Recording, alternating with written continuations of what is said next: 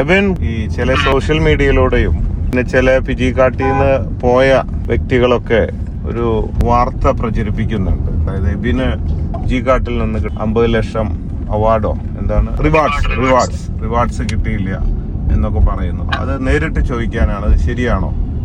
അല്ല സർ, ഏറ്റവും തെറ്റായ ഒരു വാർത്തയാണ്. ഞാന് കമ്പനിയിൽ 5 വർഷമായിട്ട് വർക്ക് ചെയ്യുന്ന ഒരാളാണ്.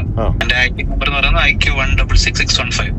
50 ലക്ഷം റിവാർഡ് അച്ചീവ് ചെയ്തിട്ട് എനിക്ക് കുറച്ച് ആരോഗ്യ പ്രശ്നമുള്ള സമയത്ത് ഇപ്പോഴും ട്രീറ്റ്മെന്റ് നടത്തിയിരിക്കുകയാണ്. പൈസ ഉപകാരപ്പെട്ടു അല്ലേ? 50 ലക്ഷം നിങ്ങളുടെ ചികിത്സയ്ക്കും മറ്റും ഉപകാരപ്പെട്ടു. കാരണം കമ്പനിയിൽ നിന്ന് എല്ലാം അപ്ഡേറ്റ് ആയിട്ട് കൊടുക്കുന്നുണ്ട്, എല്ലാ കാര്യങ്ങളും. 176 കോടി രൂപ ഇതുവരെ കൊടുത്തിട്ടുണ്ട് നെറ്റ്ഫ്ലിക്സിന്, ഫിജി കാട്ടില്. മാത്രമല്ല, ഇത് വന്ന ചില സോഷ്യൽ മീഡിയകളിൽ നിങ്ങൾക്ക് വിളിച്ചിട്ട് പറയണം.